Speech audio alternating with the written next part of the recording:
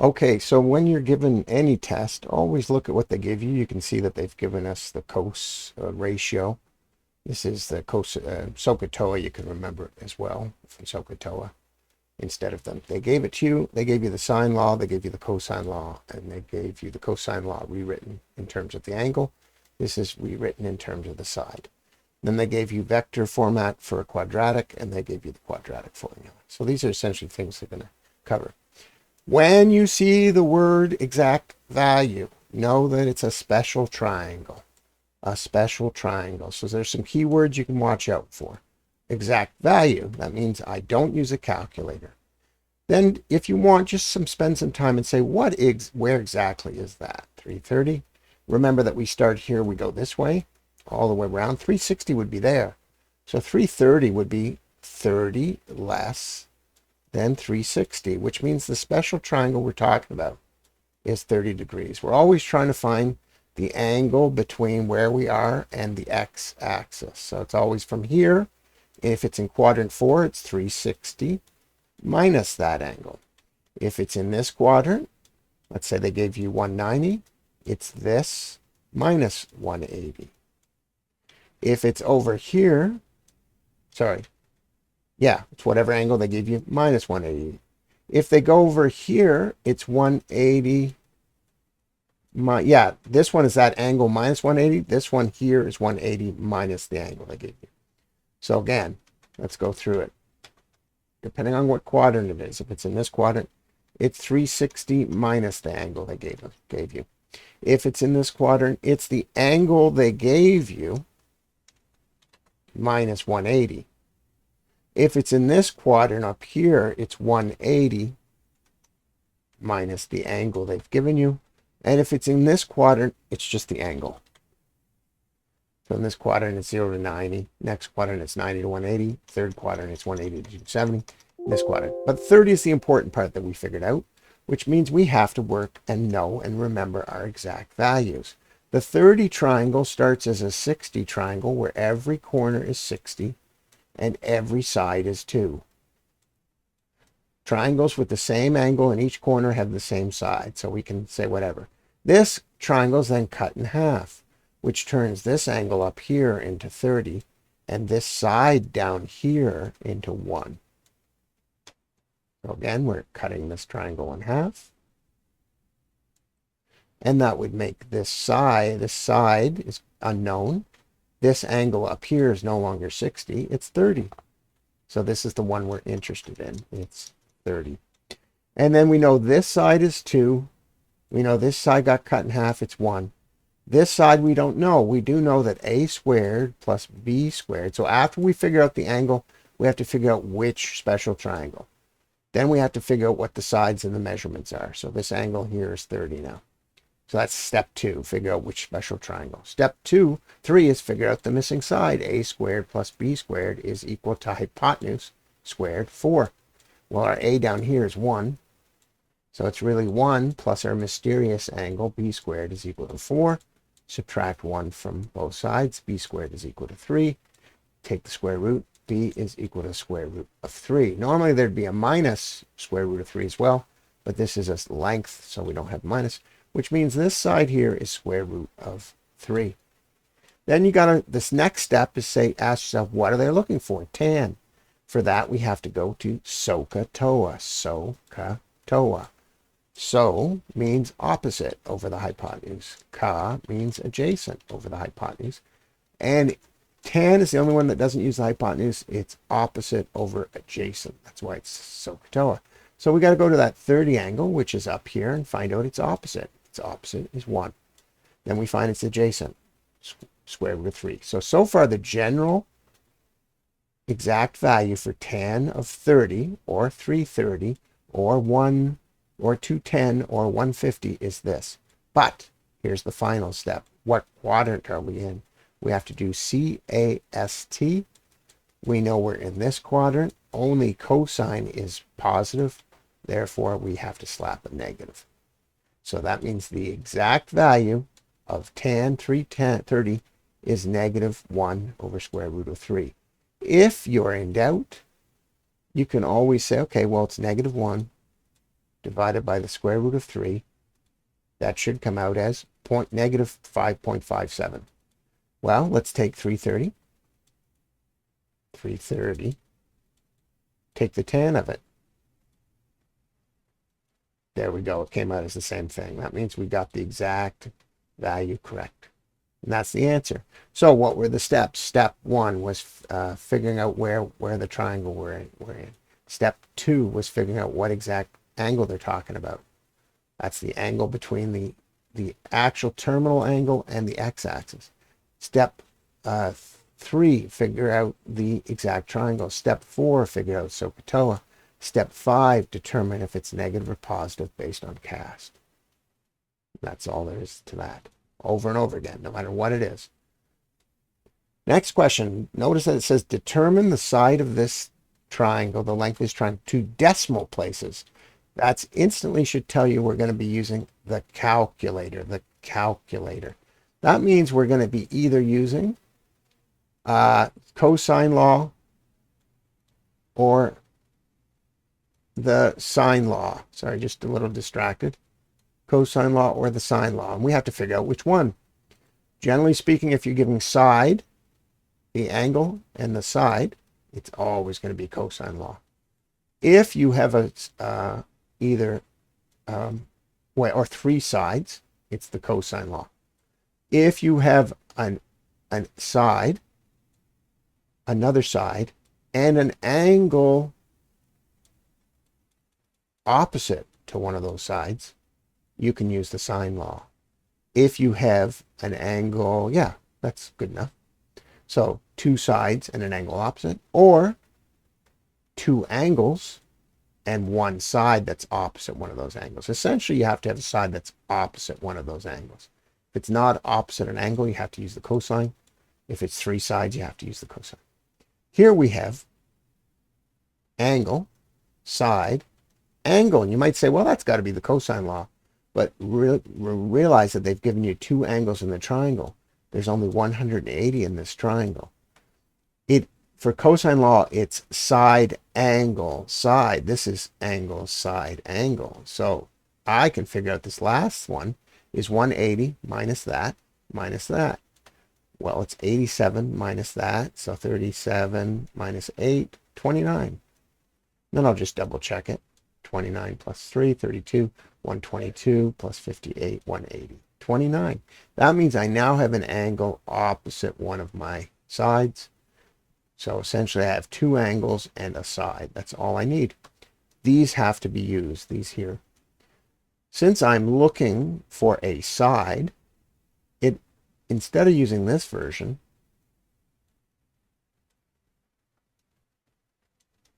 I should use this version.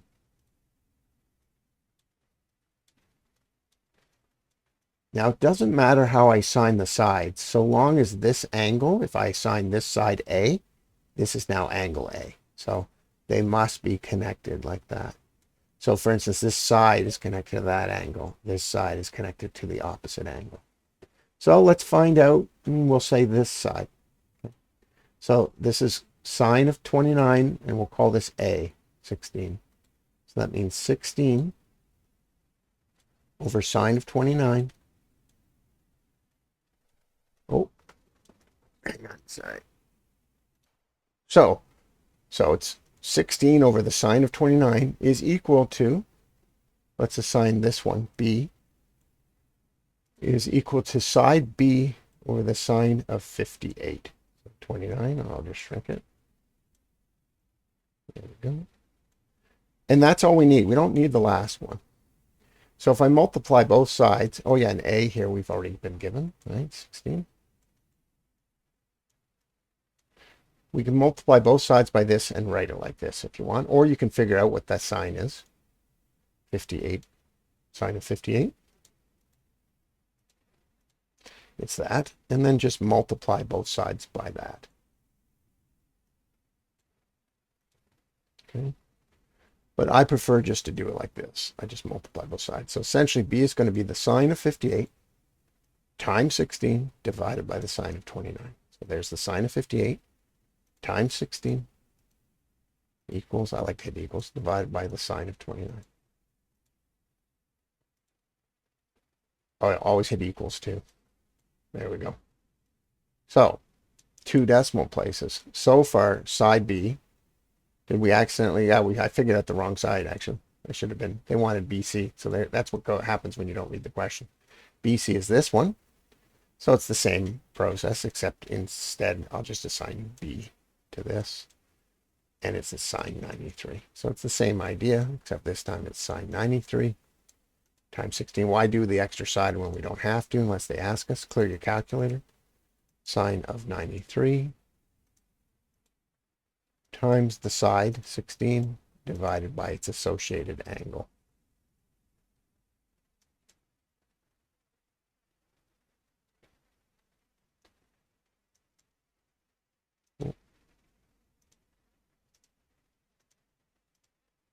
There we go. So we get this for this side over here. And then read your question, 2 decimals. This is after the decimal, 2 places. This number's a 5 or above, so that means that 7 disappears, and this becomes a 6. And then since they don't give us a measurement, we just leave it like that. But if this had said centimeters, you should put centimeters. So exact value, determine the length to 2 decimal places means the calculator. Exact value means no calculator. And then you have to determine whether it's sine or cosine. So again, cosine is side, angle, side, or side, side, side. Otherwise, you use sine. This looked like it was going to be cosine, but the trick here is it's angle, side, angle, which means I can figure out an opposite angle. Okay, so don't be fooled. All right.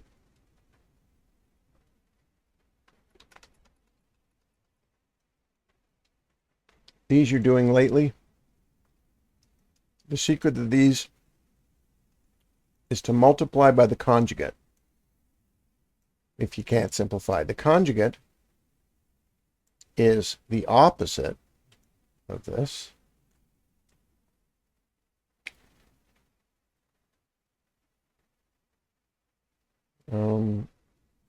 It is, instead of 2 plus the square root of 6, it's 2 minus the square root of 6. But you can't just multiply the bottom. You have to multiply the top as well. This is because any number, no matter what it is, divided by itself is the equivalent to 1. And when you multiply a fraction by 1, you're not changing it. You're just changing the denominator.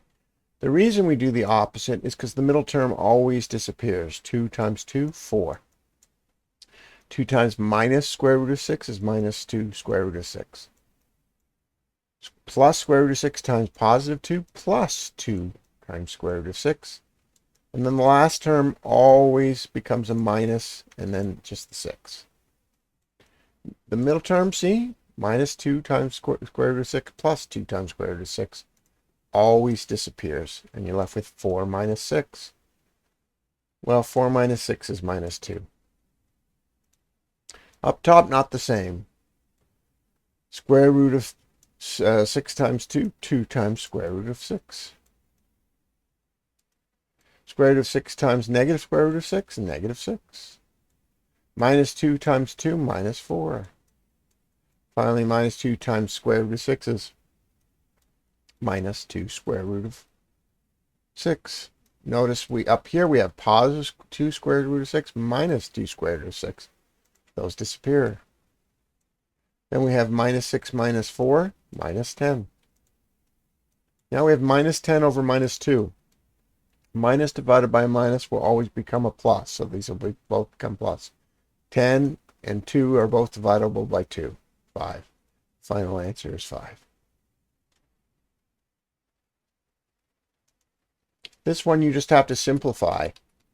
The rule for this is, and it's a bit odd how they've done it, but it doesn't matter. The rule for this is you don't have to get rid of the square root yet. Numbers can simplify into the numbers. 15 and 10 are both divisible by 5. So you get a 2 up here and a 3 down there.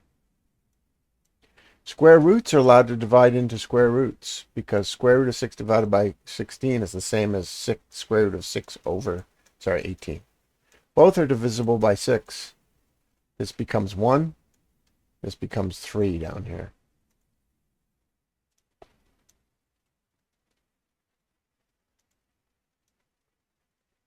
Six becomes 1. The square root of 1 is 1.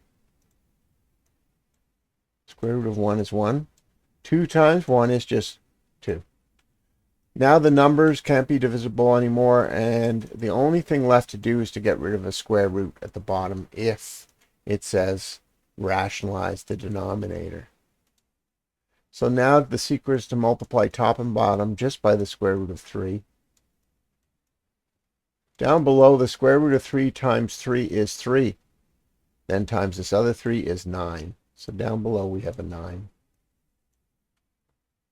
Up top can't be simplified at all. It's just 2 times the square root of 3. Finally, check to see if the 2 can go in the 9 at all. Cannot. That's the simplest form.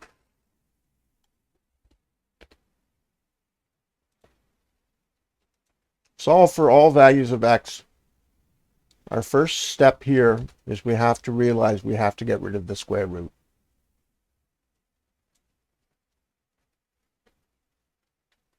The only way you can get rid of a square root is to square it. If you square one side of the equation, you have to square the other.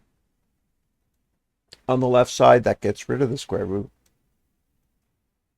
Now we're going to get each term on the same side. Plus x over here becomes minus x. Minus the plus 12 on the left side becomes, if I subtract 12 from both sides, I get 0 on the left side. So we get essentially this equals 0. Now we have to factor. We're looking for a number that multiplies out to minus 12 and adds up to minus 1. That means the bigger number will be negative. So it's minus 4 plus 3. Therefore, we have the factors x minus 4, x plus 3 is equal to 0. We must find the solutions to this. That means either one of these can equal 0. To solve this one, we add 4 to both sides. We get x equal to 4. To solve this one, we take 3 from both sides, x equal minus 3. But be careful. You now must go back to the original equation. So we got x is equal to 4, x is equal to minus 3. You now must go back to the original equation.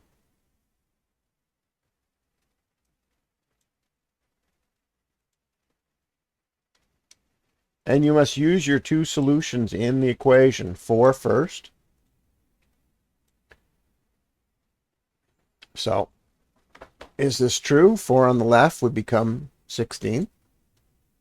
16, square root of 16, and 4 on the right, because we've got to put the 4 wherever we see the x, is the square root of 16. It's plus 4 and minus 4, but we'll use the plus 4.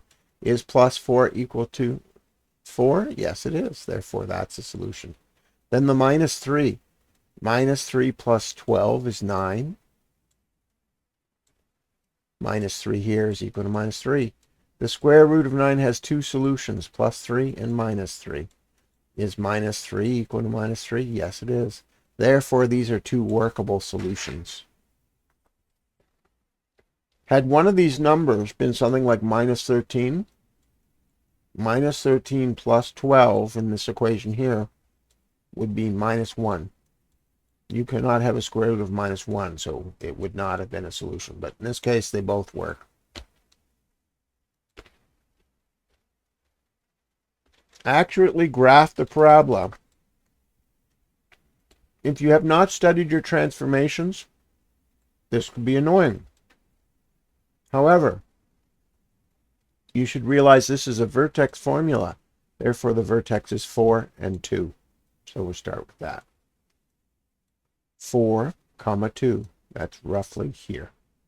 And you should label. Are we downward facing? Yes, we are. So I'll put the label up here. 4, 2. Our second step is they want us to find the x and the y intercepts. The easiest one to find first is when the y intercept, that's when x is 0. So 0 minus 4 is minus 4.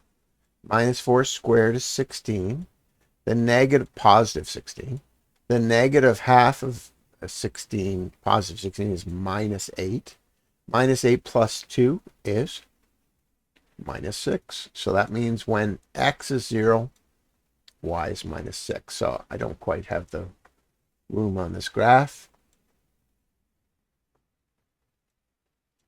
Right here, we'd label it down here. 0, comma, minus 6. Finally, this one, slightly harder. When y is 0, we will find the x-intercept. So when y is 0, we will find the x-intercept. We must first subtract 2 from both sides. So it becomes minus 2 on this side.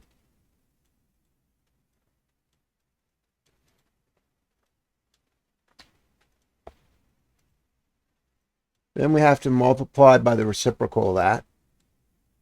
Or if you want, we can just multiply by minus 2, which is the reciprocal. Minus 2 over 1 is the reciprocal of minus 1 over 2.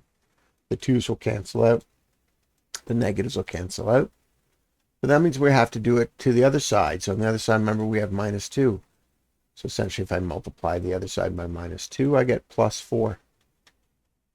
So I'm left with this. 4 is equal to x minus 4 squared. Square root both sides. Now, when you square root something, not when you square it, you get 2 possible solutions. Square root of 4. Square root both sides. This will get rid of the square. Square root of 4 has an answer of plus 2 and minus 2. So we have x minus 4 is equal to plus 2. We add 4 to both sides. We have x is equal to 6. We add 4 to this one. We get x is equal to 2.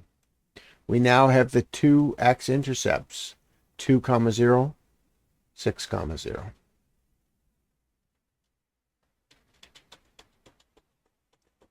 You can see solving for that was harder. 2, 0. Sorry, 2, 0 is over here. There's 4, 2 there. And 6, 0. Finally, they ask us to come up with the fifth point due to symmetry. Well, here's 4 here. That means x is equal to 4 is the axis of symmetry. When we come all the way down here, so the x is 4 is equal to the axis of symmetry. X is equal to 4 is this line. We can see way over here, 1, 2, 3, 4. 0 is this minus 6. That means 4 to the right will be the other minus 6. If we were to draw it now, it would look something like that. And there, that's the fastest way to draw it. You can always confirm if you got it right using Desmos for study tool. And the reason you do it is because you want to study with your tools. That's it. There we go. And we did get it. There's 4, 2, 6, 0, 6, 0. There's 0 minus 6. And then over here, 8 minus 6. So we got all 5. You always want to use your tool to simplify your understanding. All right. The other method to solve this that will take you much longer is to just, and you will fail, you will lose some points because they want y and x intercepts. But if they didn't ask for specific points and they just wanted 5 points, you could just plug various measurements of x in here, like 0. Well, we know it's 0. We got the minus 6, 0 minus 6. Then you could plug in 1 in here. It becomes minus 3 squared, so that's 9. Half of that is minus 4.5. You add 2 minus 2.5. So you could have 1 comma minus 2.5. You could plug in 2 in here, or 4 is easy. You get 0 squared plus 2. Oh yeah, that's already this, 4 comma 2. Then you could plug 5 in there, 1 squared, or actually 6 minus 4 is 2. 2 squared is 4. 4, negative half of 4 is negative 2. Add 2 is 0. So you would get 6 comma 0, which was one of the x images. So you could just plug values of x in here and come up with points. But because they've named a few, that's not the correct technique. But you can always graph like that.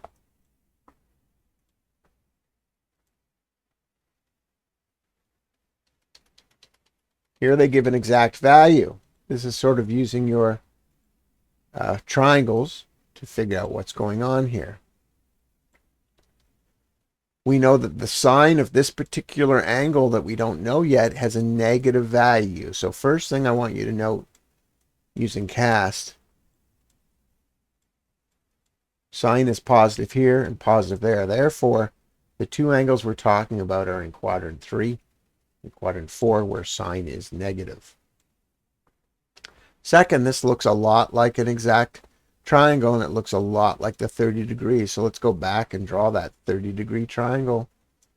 30 up here, 60 down here, one side here, two side here, square root of 3 here. We're not looking for negative, we're just looking for square root 3 over 2 for sine. Well, sine, according to SOHCAHTOA, is opposite over hypotenuse. That means we should find an opposite that's the square root of 3 and a hypotenuse of 2. Well, there's the hypotenuse of 2. And here's the square root of 3, which happens to be opposite 60 degrees. So that means this value here, square root of 3 over 2, is for 60 degrees. But we're working in these two quadrants because sine is negative. That means we're looking at this angle here.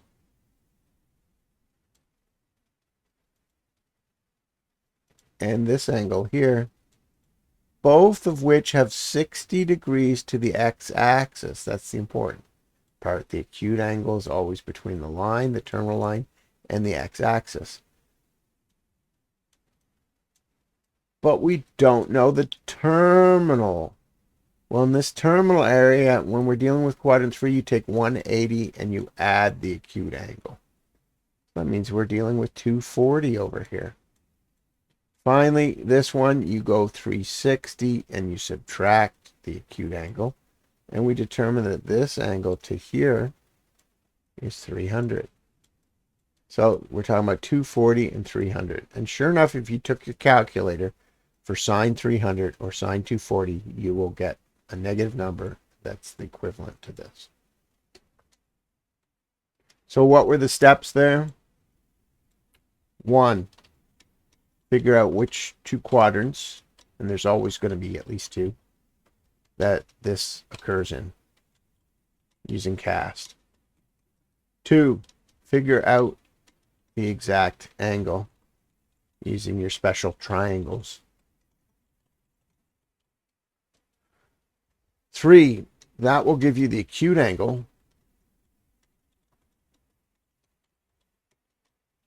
Put that in the two quadrants that you found in step 1. 4, in this case, this is the formula. In quadrant 1, it's just the angle. In quadrant 2, it's 180 minus the acute angle that you found. In quadrant 3, it's 180 plus the acute angle you found. And in quadrant 4, it's 360 minus the acute angle you found. And this is how you find your terminal angle. Once you find your two terminal angles, that's your answer for this particular question.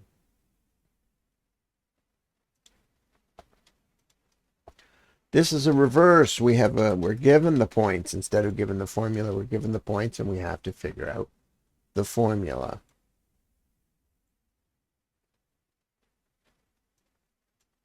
So just roughly draw the points given. We know it passes through this point. We know the vertex is here. The vertex of 2, 3 is 1, 2, just guessing. It's 1, 2, 3. It's up here. The other point in question, since this is the vertex, is 4, 1, 2, that's the vertex line, 3, 4, comma 1 here. This tells me my parabola is downward facing and will have a negative number in front. Why? Because the vertex is here and this other point is below the vertex. If it was above the vertex, my parabola would be upward facing. Well, we know the vertex formula is this. Y is equal to a number. We won't make it negative. We'll just keep it A. X minus H, which is the opposite. That's minus telling you the opposite of whatever that is. Plus, I think they call it K, whatever that number is. Well, minus H, since that's plus 4, is minus 4. And don't be fooled by this minus. It doesn't mean it's always minus. It just means it's the opposite of whatever that is. So minus 4 plus 1. But the problem is we don't know A, and that's where the second point. Sorry, I got the wrong vertex in there. The vertex is actually minus 2, because that's the vertex over there, plus 3. We don't know this A value, and that's where this other point comes in. We can know that that's X, a point on the line, and that's Y, a point on the line. So we just substitute it. 1 is equal to our unknown value, which is a leading coefficient to the equation. Our X is 4 minus 2 plus 3. 4 minus 2 is 2 plus 3. 2A essentially, so we can just write it in front of A, plus 3. We subtract 3 from both sides. 1 minus 3 is minus 2 is equal to 2A. Now we divide 2 on both sides. We get A is minus 1. That supports our downward facing. We now just rewrite the general equation with just X and Y, but now we replace the A with minus 1. And if we were to punch, oh yeah, don't forget that there's a square here. And if we were to place that into Desmos, we would definitely get this vertex and that point. And just to show you,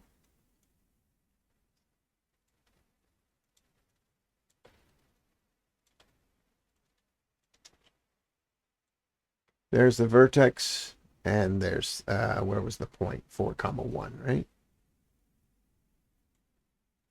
2, 3. Oh, did I make a mistake? I made a mistake somewhere. 4, 1. So let's try that again. The 4 is the X value. The 1 is here. Oh, it's the square. God damn, I forgot the square. Good thing I checked.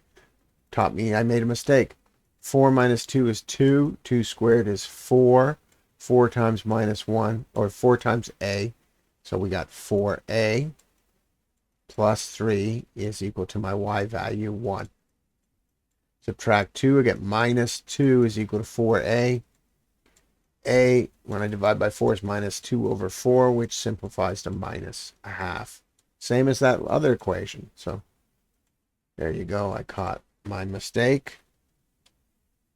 And there we go. We have the vertex of there, and the point 4, 1 will be here.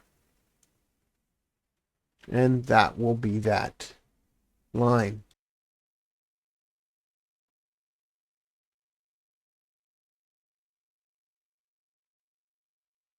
Mixed radical, that's what you're doing here. Now, but be careful. Look for the square root versus the cube root. Very tricky. We'll skip the cube root for now. This is just a square root. Mixed radical simplest form means we're trying to get as much of this number out, much of this A out, much of this B out. You can work on them individually. Is there a square root of A to the 6? Yes. A to the 3. That's because A to the 3 times A to the 3, the rule is I add their exponents, it's A to the 6. So therefore this square roots perfectly. So I just write A to the 3 out there. And there'll be no more A in here. B does not have a perfect square root. So however you use the same rule, B to the 8 would have a square root, the next number lowest to B to the 9. And B to the 8 times B to the 1 is equal to B to the 9 using the same rule. That means I can replace B to the 8 times B to the 1 for B to the 9 here. And B to the 8 has a square root. It's B to the 4. B to the 4 times B to the 4 is equal to B to the 8. Therefore, the square root is B to the 8. B to the 4 rather. The square root of b to the 8 is therefore b to the 4. But that leaves 1b in there. So I want to leave 1b in there.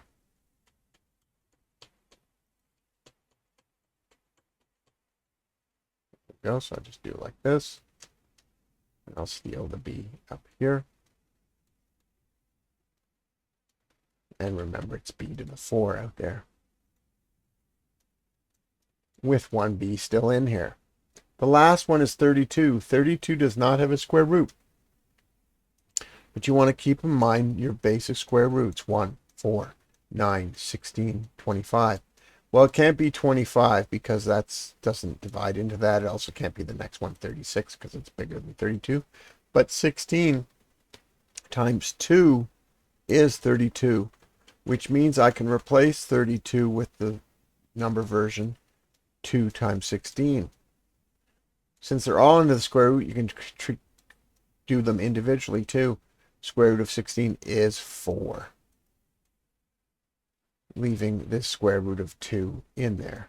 So inside the square root is 2b, and outside the square root is 4 times a to the 3 times b to the 4. That's the simplified mixed radical, because some of it's whole and some of it's still square root. This one is much trickier.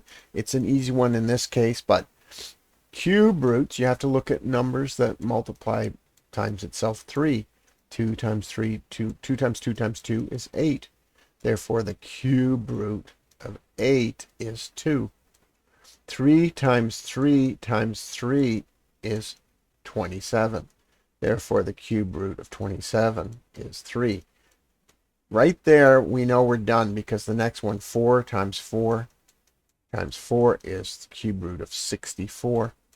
This number is bigger than that number. 27 does not divide into that number, but 8 does. Cube root of 32 can be replaced with 4 times 8. 32 is 4 times 8.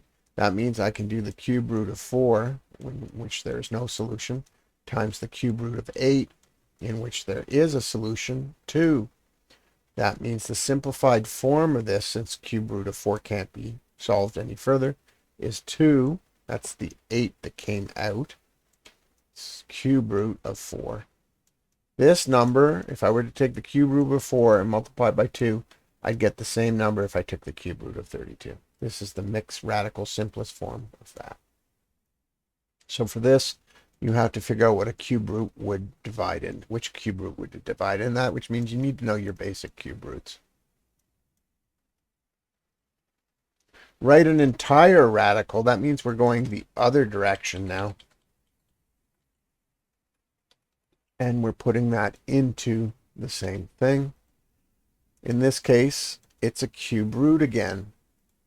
So you have to get it inside, you have to take each individual item and multiply it by itself 3 times. 3 times 3 times 3 is 27.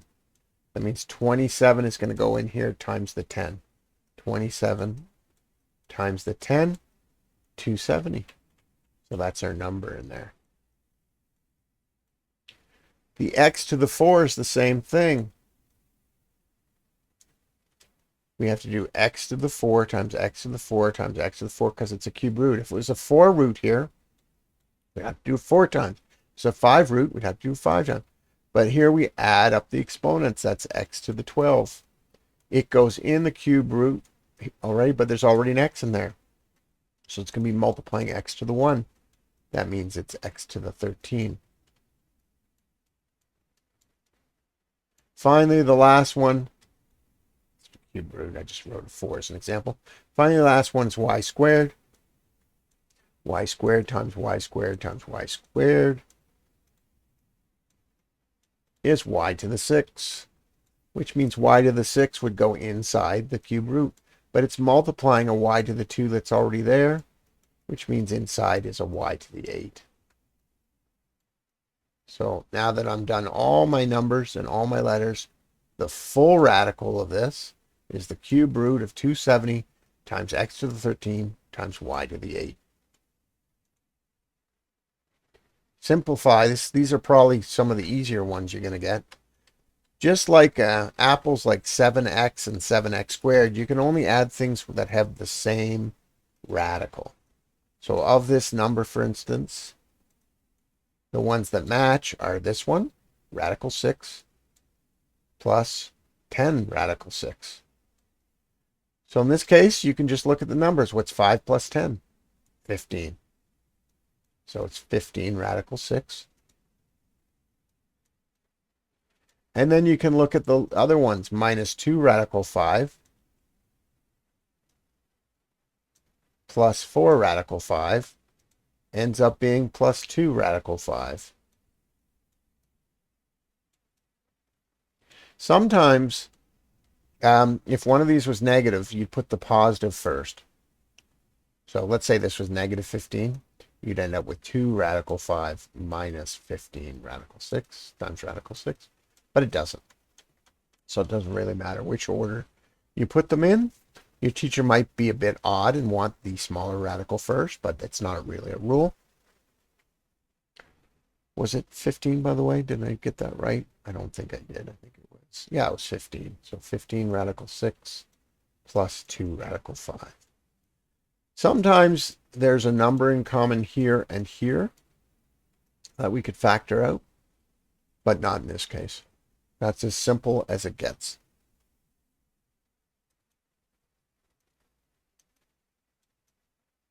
This one. Sometimes you might say, oh, these don't multiply or add at all because all the radicals are different. However, this is a square root, so you have to look for common square roots. 18 is the same as square root of 2 times square root of 9. Square root of 9 is 3. 3 times this number up front is 6. So really, this simplifies to 6 radical 2. This one, the 75, is the same as 3 times 25. So square root of 3 times square root of 25. The square root of 25 is 5. 5 times minus 3 is minus 15. So we have 6 radical 2 minus 15 radical 3. This one as well is 2 times 25. The square root of 25, radical 2 times 25, is 5. 5 times 3 is plus 5, radical 2.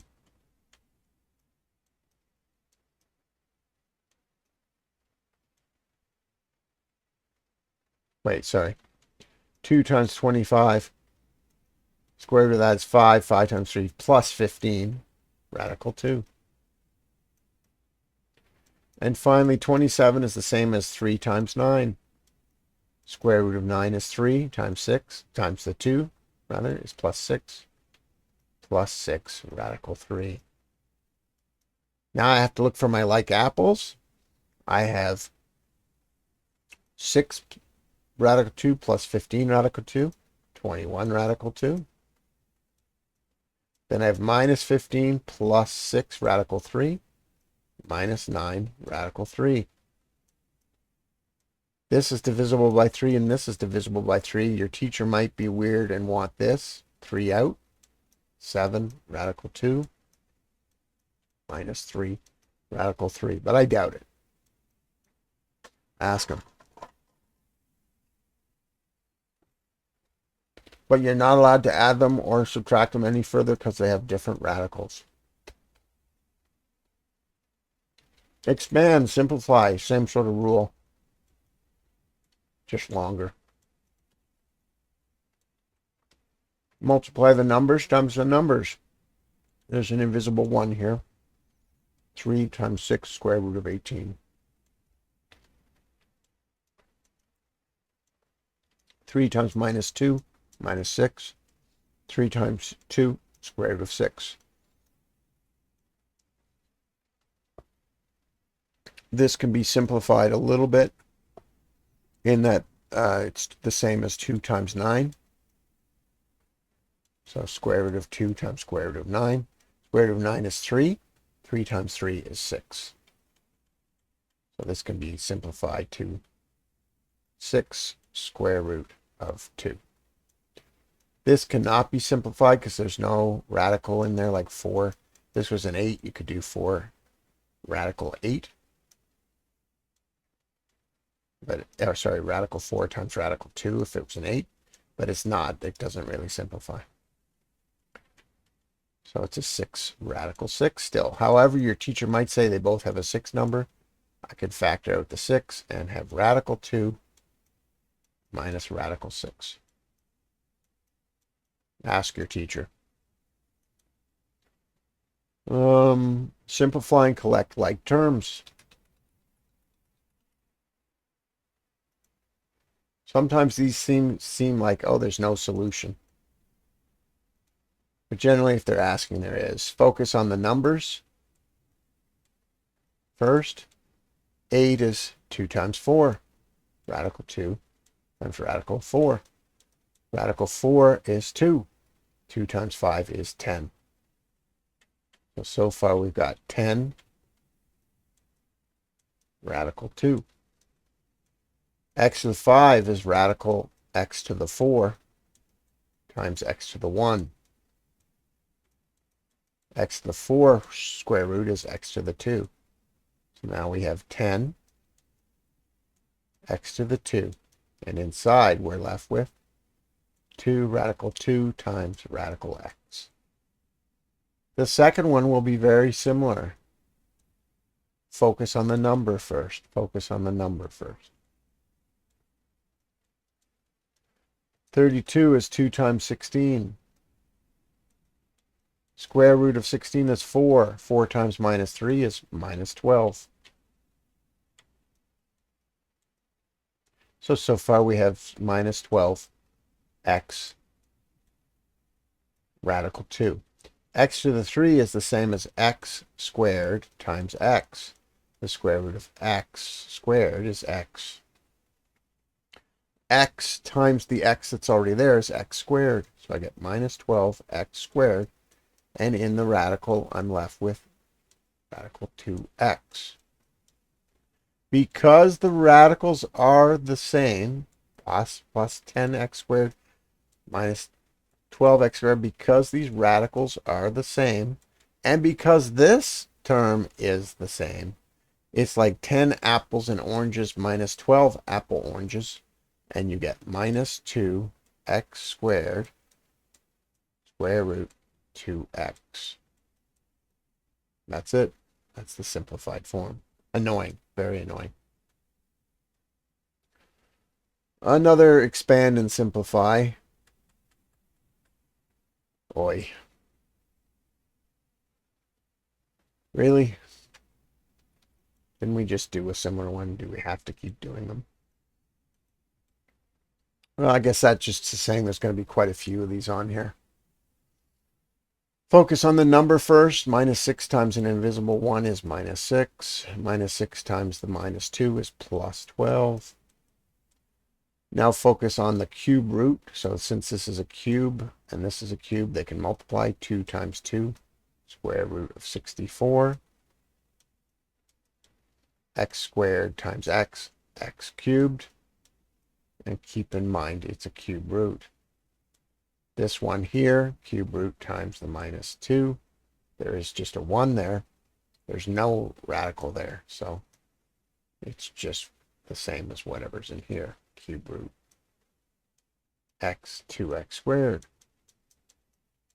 You'd be tempted to say we're done, except the cube root of 64 is not 8. It's 4. 4 times 4, 16 times 4, 64. Therefore, it has a cube root. It can come out as a 4 times this minus 6, minus 24. And the cube root of x cubed is x. Therefore, this cube root disappears entirely. And we're left with 12 cube root 2x squared. These cannot add or subtract because they have a different radical. Since this is positive, sometimes you'll get teachers who want to put this up front and say that the official answer is positive 12 cube root 2x squared minus 24x. That's the expanded simplified version. Last one, rationalize the denominator.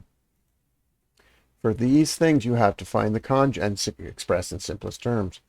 In these things, very similar to the one we already did, the conjugate, when you have especially two opposite square roots, is always this thing, but change the sign. But I'm not allowed to just multiply the bottom of a fraction by that. I have to multiply the top by the same thing. That is because this number divided by this number is 1. When I multiply a fraction by 1, nothing changes. The reason we use a conjugate here is we've learned from the difference of two squares that the conjugates, the middle terms, will always disappear. Square root of 6 times square root of 6 is 6. Minus square root of 3 times positive square root of 3 is minus 3. So the middle term will disappear, so don't bother with positive square root of 6 square root of 3 minus square root of 3 square root of 6, because they'll disappear. 6 minus 3 is 3. So our bottom denominator is 3. Up top is a mess. 2 times the 1 that's there is just 2. And 3 times the square root of 6 is square root of 18. 2 times 2 square root of 3 times 3. Well, the square root of 3 times square root of 3 is 3, and the 3 times the 2 is 6. Then we go into this one. Square root of 6 times square root of 6 is plus 6 again. Then we go to this one. Square root of 6 times square root of 3 is plus the square root of 18. Now we're not quite done. 6 plus 6 is 12. 12. Before we simplify the square root of 18, notice that there's a square root of 18 here. So we have plus 2, or 2 square root of 18 plus 1 square root of 18. We're talking about 3 of them, 3 apples. 2 apples plus 1 apple is 3. And don't forget, we're at plus 12, right? Now I'm going to simplify that. That's the same as 9 times 2. 9 times 2, the square root of 9 times the square root of 2. The square root of 9 is 3. 3 times 3 is 9. That means inside here is just the square root of 2. And out here we have 9. We're almost done. You're going to lose a couple marks, though, if you don't do this last step. Both 12 and 9 have a 3 in common. So I'm going to, why am I factoring out a 3? I'll explain in a second. 9 divided by 3 is 3. So now we have to open a bracket. And 12 divided by 3 is 4. Now we have 3 multiplying this thing and being divided by 3, which means the 3's cancel out. And we're left with this, 3 square root of 2 plus 4. And sometimes teachers prefer the radical to be last. Since they're both positive, we can interchange them. That is the final simplified solution. Can't get simpler of that question. It's just math work.